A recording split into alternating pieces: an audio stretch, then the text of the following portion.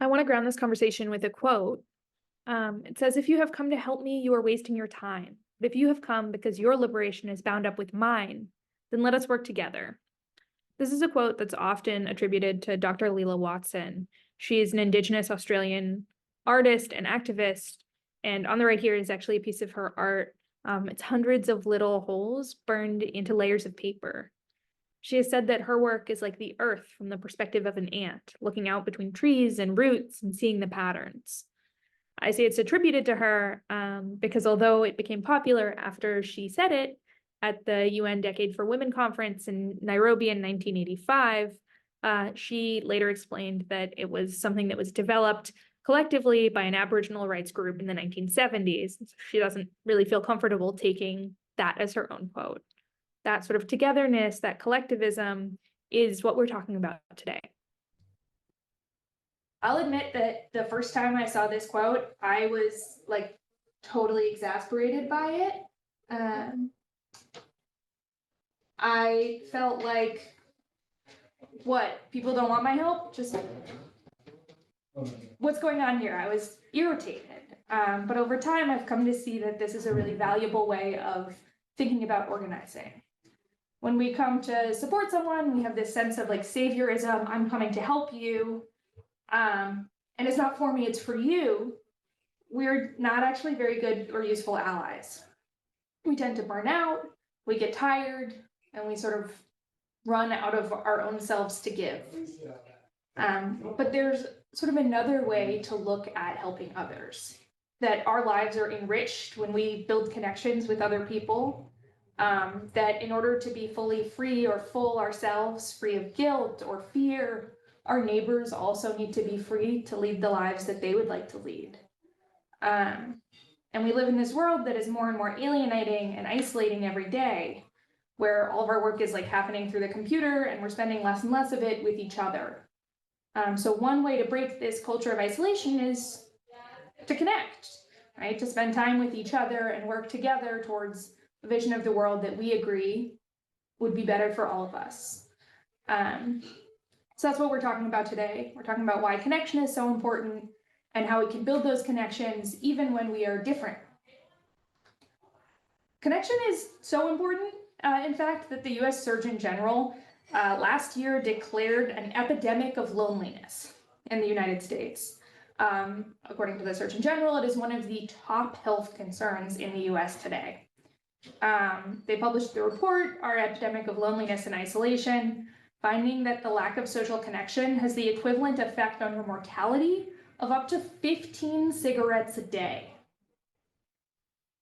That's a lot. Lacking social connection is more dangerous than drinking 6 alcoholic drinks a day.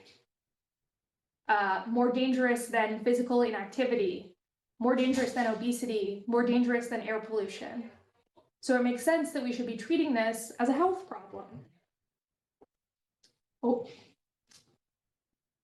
All right, something is not working on my slides. There's something that is meant to appear on click. It's not appearing on click. Where did it go? Hold on one moment, guys. Okay, everything else is there. Oh, you know what? We're good. Ignore me. Except for don't, because It's the on rest of the webinar. It's on a similar slide. It looks similar, different slide later. My apologies. Over 4 decades of research has produced this robust evidence that lacking social connection, and in particular being isolated and lonely, is associated with significantly increased risk for early death from all causes.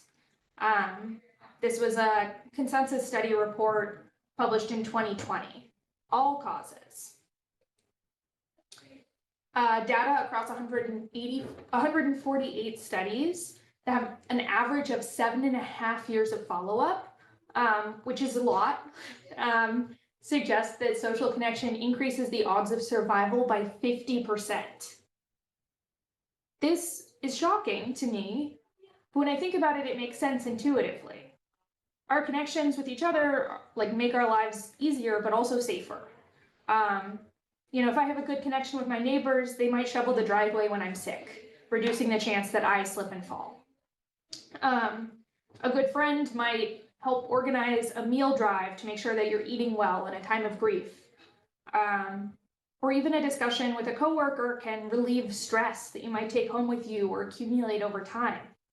Without these connections, how long would it take for someone to notice you after a fall, or to bring you to the hospital if you're having a medical or mental health emergency, right? These connections with people keep us safe, and make sure that there's someone else there to take care of us in the event that we need that, which we all eventually do. Loneliness and isolation increase risks of cardiovascular disease, hypertension, diabetes, suicide and self-harm, infectious diseases, cognitive decline, depression and anxiety. Not just risk of these diseases occurring, but also the danger if you already have these diseases. If you have diabetes and you live alone, again, you're much less likely to have someone be able to notice an emergency and bring you to the medical care that you need. If you have depression and anxiety, and you're isolated, that's likely to build on itself. If you have no one to talk to, cognitive decline is more rapid, right? So all of these are pathways to potential death or ill health that are exacerbated by loneliness and isolation. And this is true for us, as well as for our refugee and immigrant families that we work with. Quite alarmingly, social engagement has gone down drastically in the past 20 years. So in 2003, people were spending on average 20 hours per month more with their friends than they were in 2020.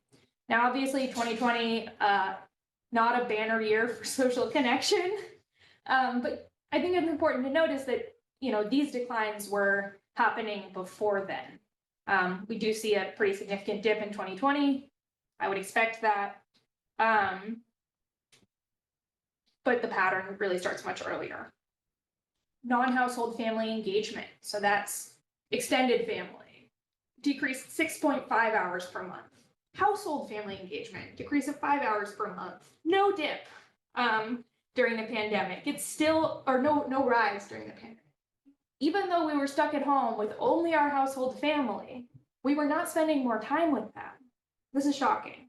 Companionship, that's shared leisure, enjoyment, just doing something because you like to do it together, has gone down 14 hours per month just since 2003. So we get it, social connection is important.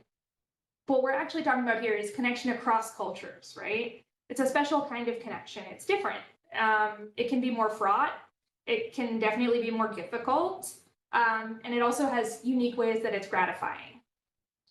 So greater intergroup contact, that means contact across race, across religion, language, class, even political differences are considered to be intergroup contact, has been shown to increase someone's support for social integration, give all members a greater feeling of belonging, greater empathy, greater trust, and to lower our prejudice, our feeling that other people may be a threat, and our anxiety.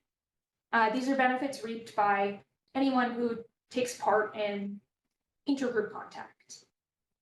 It's actually most transformative for people who have less experience interacting with other groups, or have a less positive attitude about that interaction at the beginning. So these are people who we might expect to harbor prejudices, to be unsure about connecting with someone from a different group. It's not something they have experience with, it's not something they've sought out. But research has shown that by the end of their time connecting with someone across one of these divides, they have much more increased support for social integration, feelings of belonging, empathy, trust, and significantly lowered prejudice, threat, and anxiety. One of the things I'm fascinated by is that the impact is also measurable among people who hear stories about positive intergroup contact.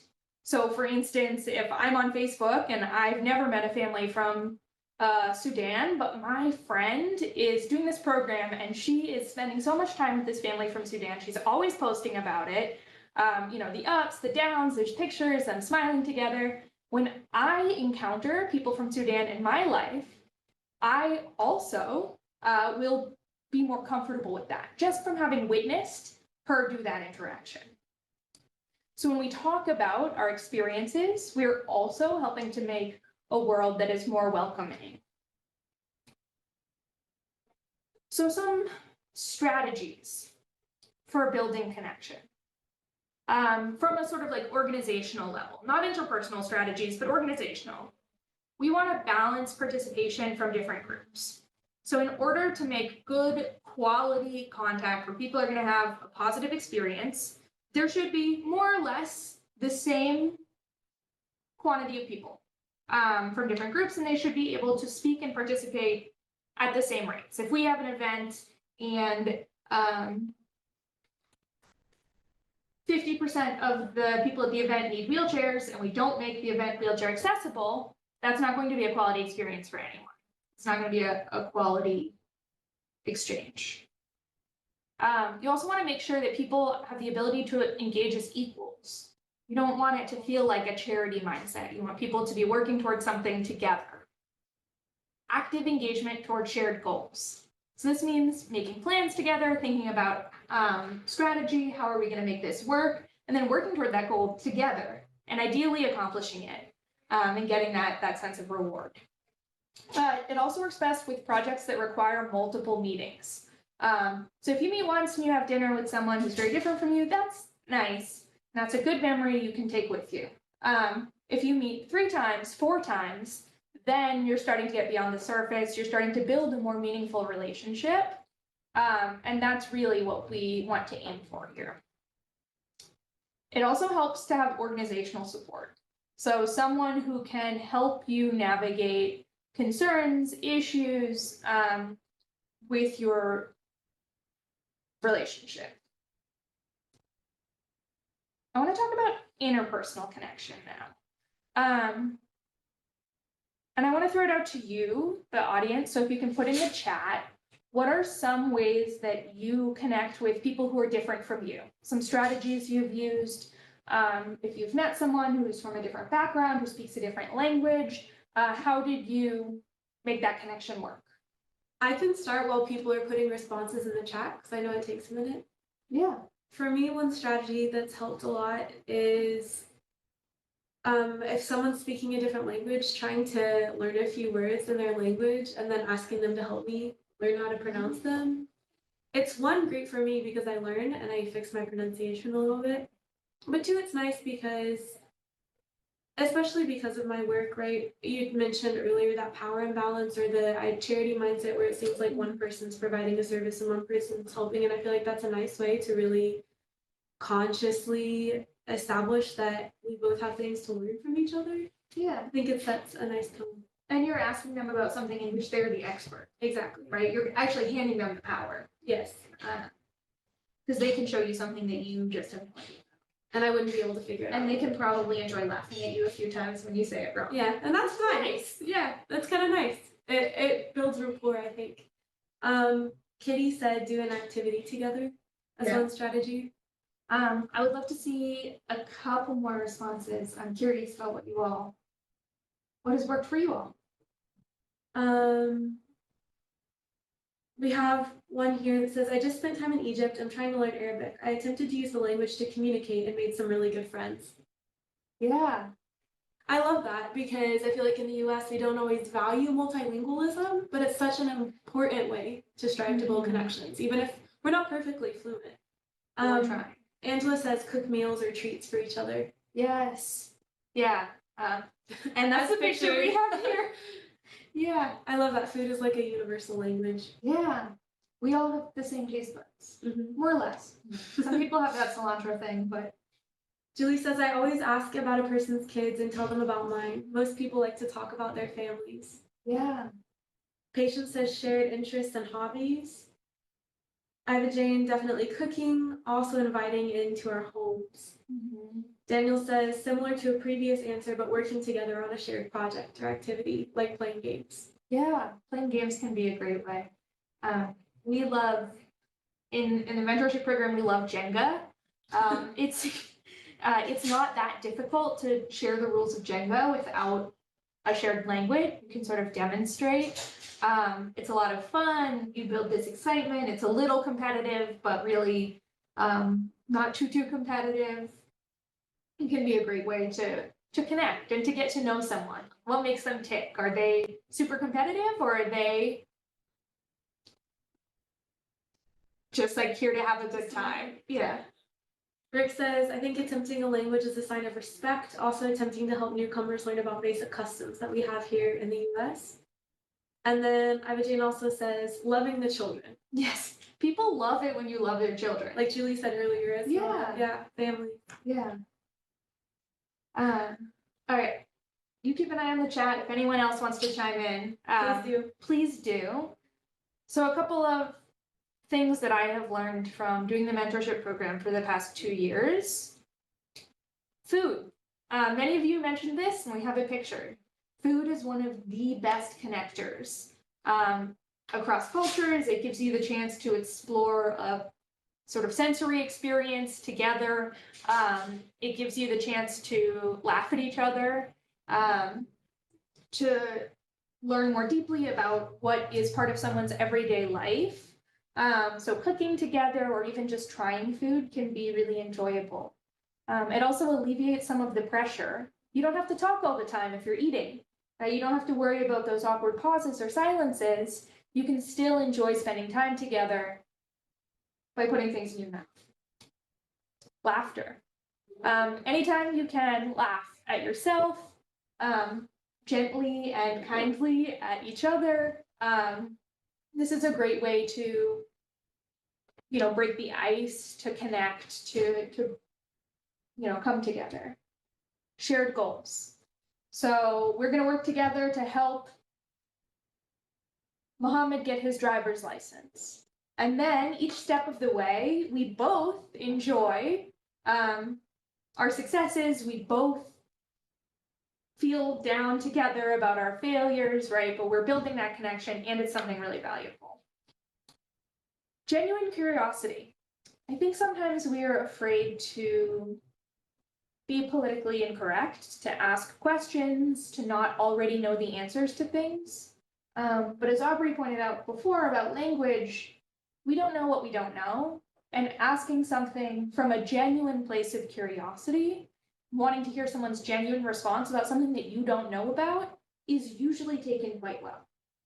Usually people are excited to tell you about themselves, about their cultures, about their histories, as long as you're not prying into something that's traumatic or difficult. Consistency. And this goes back to multiple meetings, but showing up time and time again builds trust, which is really key to getting anything done. You have to build that trust. They have to know that you're going to be there for them. And you need to know that they're going to keep caring about you and respecting you as long as your relationship goes. This is particularly important after difficult times.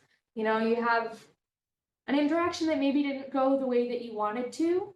Showing up again and saying, hey, that didn't drive me away, I'm still here for you, can mean a lot, can really build a valuable relationship.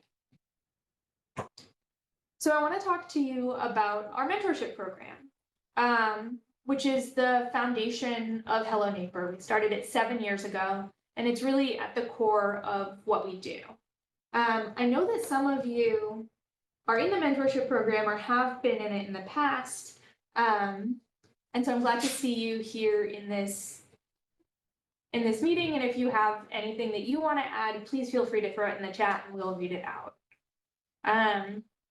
Mentors are people in the Pittsburgh area who want to welcome a new immigrant or refugee family, to build a meaningful relationship with them and to help them meet their own goals. Mentors don't come to the program necessarily because they want to be selfless and give. They come because they want something in their own lives. And this goes back to our liberation being bound up together, right? Or our interests being bound up together. Mentors sometimes come to the program because They really want to make sure that their kids have a connection with someone from a different culture to enrich their lives and their family. They might come because they want to practice a language and are looking for an excuse to do that.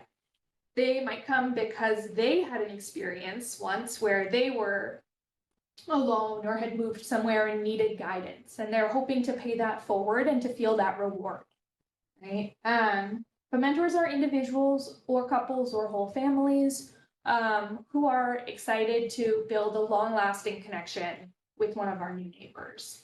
On the left here, we have a mentorship pair who went to see the Nutcracker together. So these are not the only times that they've met, but you know, one of many. They went to see the Nutcracker together. Actually, months and months later, our mentee had this photo saved as the background on her phone.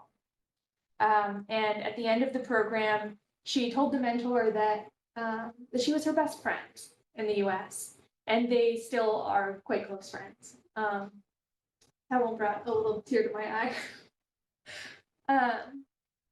Mentors and mentees might share birthday parties together for their kids, celebrate holidays, cook food together, have a movie night, explore different places in Pittsburgh, like museums or parks. It's really different for every relationship. The resettlement period, as those of you who came to the last session, I assume, learned, is 90 days. So when a refugee comes to the US, they get 90 days of intensive support, and then things change. They may not be entirely on their own, but they're much more on their own than before. And one of the big struggles that refugees and immigrants face is isolation, not having a local support system, not having anyone to call when something goes wrong, or when they need to go to the doctor's office. They may not even know what the difference is between an urgent care, an emergency room, their regular doctor, a hospital, right? These are things that take time to learn, and having a local guide who can answer those questions, or at least help them find out where the answer to those questions might be, is so helpful. I want to give an example. We had a mentee years ago who was not familiar with driving in the snow. She had a car, she had a professional office job. She came out one morning and her car was covered with ice. And she was like, oh my God, what do I do? Like, I guess I just like don't go to work. I just wait for the ice to melt. I don't know. And so she called her mentor in sort of a panic, like, what do I do? It's like covered. And the mentor was like, okay, hold on. And her husband was able to go over to the woman's house, bring a car scraper, snow scraper, teach her how to shovel her car out of the snow, wash it off, wipe it off, get rid of the ice, and let her keep the snow scraper so that she was able to next time know what to do and go to work.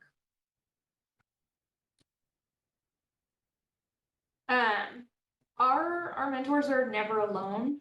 So they volunteer to do this, but we support them every step of the way as much as we can. So we have a full day training for the mentors to make sure that they're equipped with as much cultural information about how trauma works, practice trying to speak to someone who might not speak English, as we can feed them in a one-day period. We introduce with an interpreter. So we actually hand match the mentors and mentees based on a number of factors, but basically people that we believe, having met them both, having gotten to know them a little bit, will be a good match for each other and will be able to build a positive connection.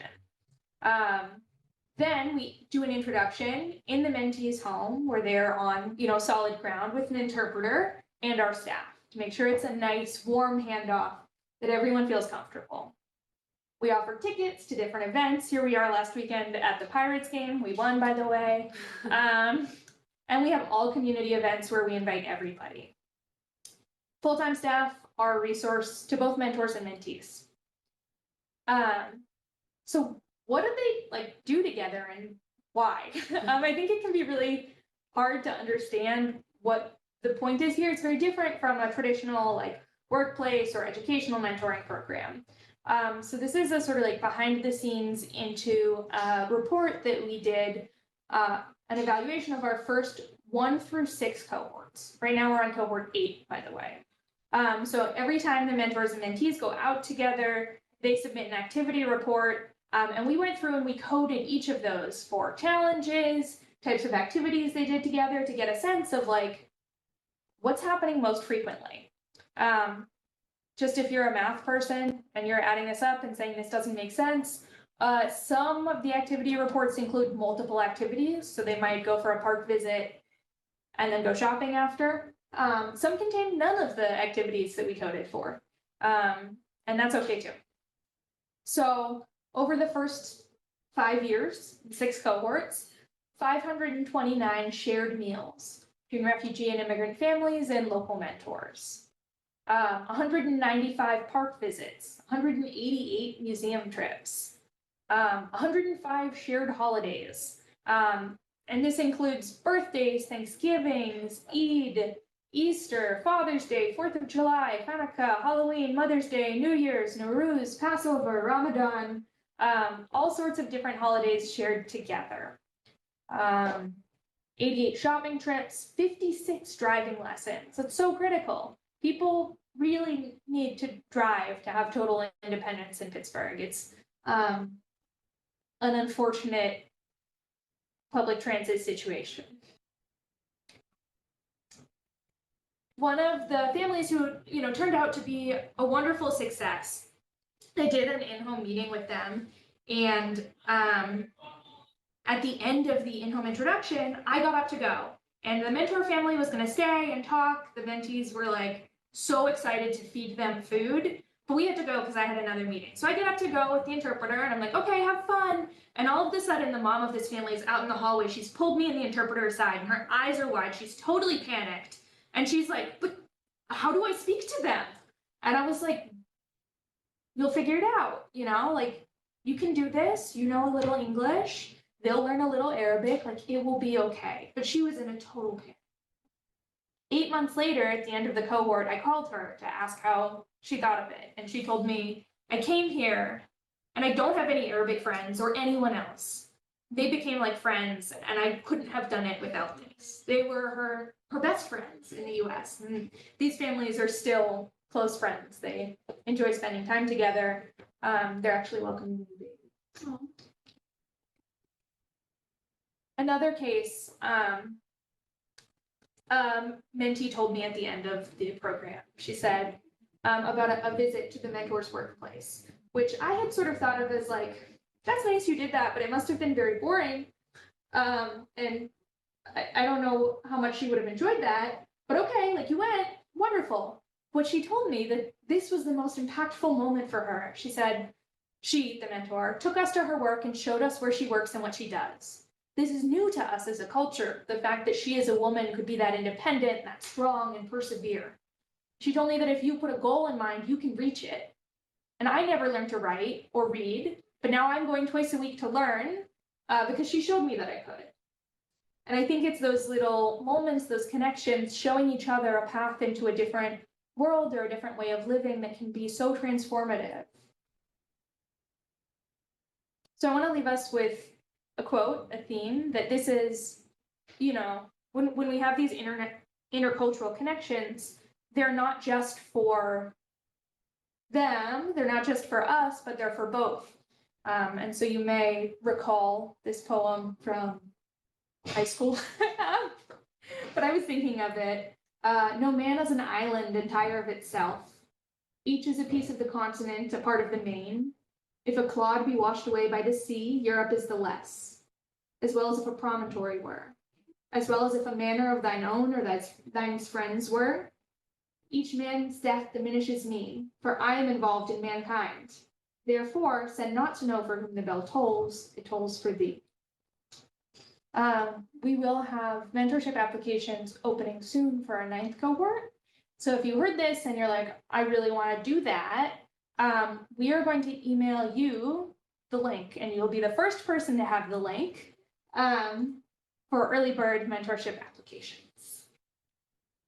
That's it. Questions? If you have questions, please put them in the chat. Jenny and I are here to answer. I'll read them out and we'll get to them. We would love to hear your questions. Also, if you have thoughts or reflections or anyone who's participated in mentorship in the past, we'd love to hear your experiences. Maybe you haven't formally done Hello Neighbor mentorship, but you've done something similar, or you've gone through the process of building up a relationship with someone from a different place or culture from you. We'd love to hear that as well. So please drop some thoughts in the chat. I see some people adding in the chat that they're interested in mentorship, which is great to hear. We have a question. What's the demographic spread of mentors, i.e. families versus childless couples versus individuals, age range, etc.? Pretty wide.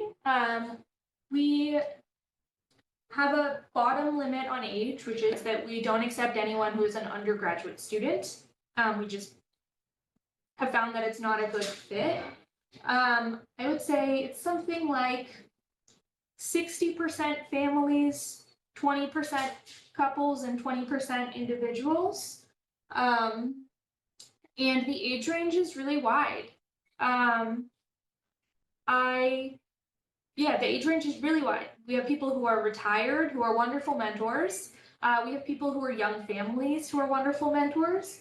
We really have everyone in between. I think the biggest parameter is that you're dedicated to it and that you have the time, that you genuinely have the time to help someone else out. Because we don't want to go to one meeting, start to build a connection with someone, and then realize that actually there's so much going on in our lives that like we can't be what we had committed to being for someone. That can be hurtful for both parties. And so we just want to be honest about capacity. We have a good question from a lovely current volunteer.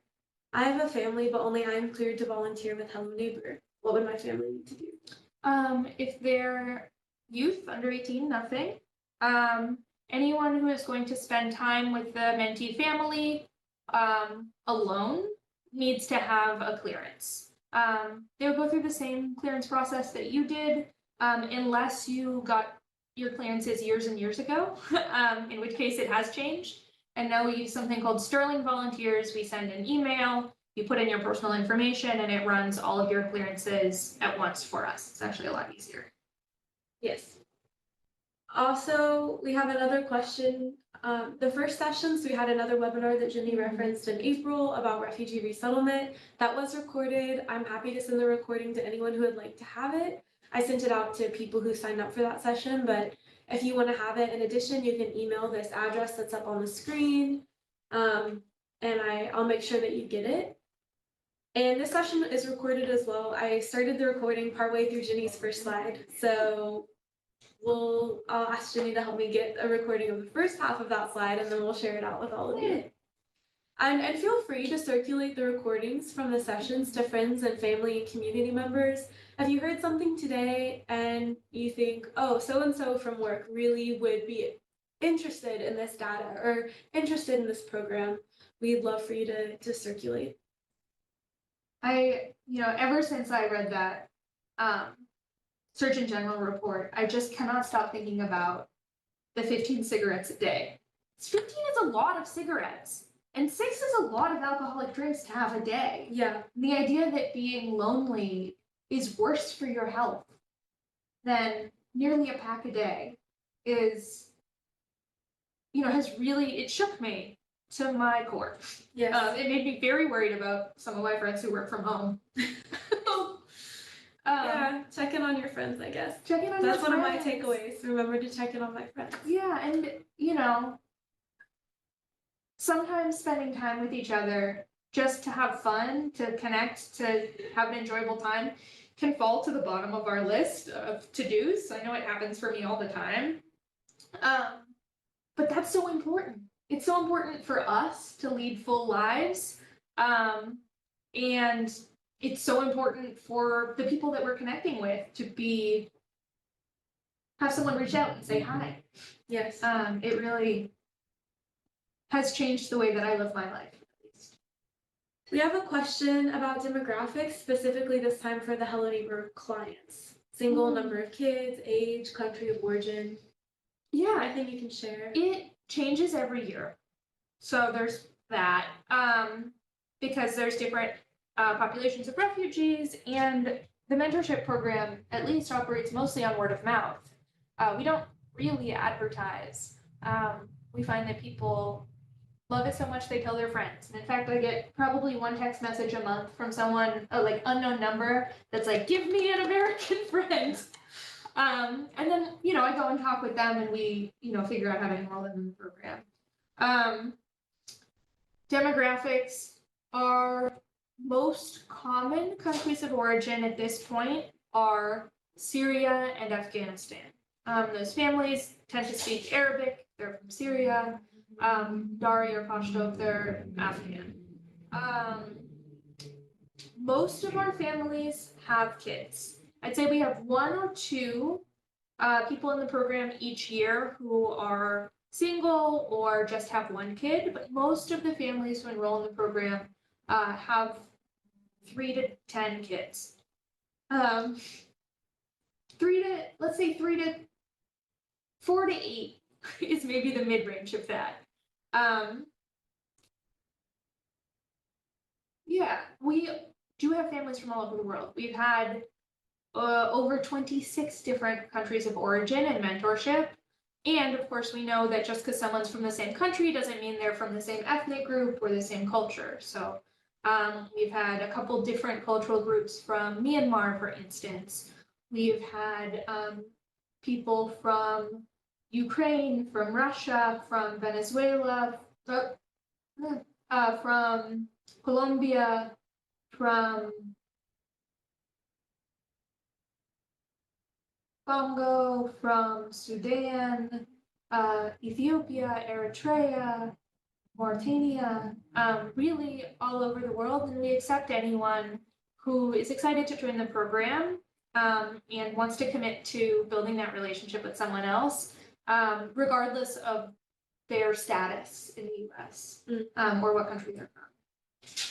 We see a message from someone who's far away. I understand that might make it hard to participate in one of our in-person programs. We're so glad you're here and for your support, and maybe we can connect more on other ways to stay connected. So feel free to reach out. Yeah. We're coming up on our time, so if you have a lingering question, now's the time to put it in. I think there was maybe one above. Oh, yes. So I want to put out for everyone who attended, our Hello Neighbor Community Potluck is coming up Sunday, May 19th. Starts at 1 p.m. It lasts till 4 p.m. You can come anytime in that 1 to 4 window. We'd love to have you. And this potluck is an annual event that gathers our volunteers, clients, community partners, staff, and then just anyone else from the area who wants to attend. It's very multicultural. Everyone brings a dish to share. The idea is to bring something that could feed at least 8 people. And so you'll get a chance to meet people from all over the world, try food from all over the world. There's fun activities for kids and adults alike. The events at the Rhododendron Shelter and Highland Park. So you can find full details. You can email us. You can go to the Hello Neighbor website. You can subscribe to our newsletter. Visit any one of our social media pages, Facebook, Instagram, Twitter, LinkedIn, and find all the details for the event there. We'd love to have you, and it's a great way to maybe dip our toes into connecting with people from all over the world, because it's a really fun, shared, multicultural event. If you can't make it, that's okay.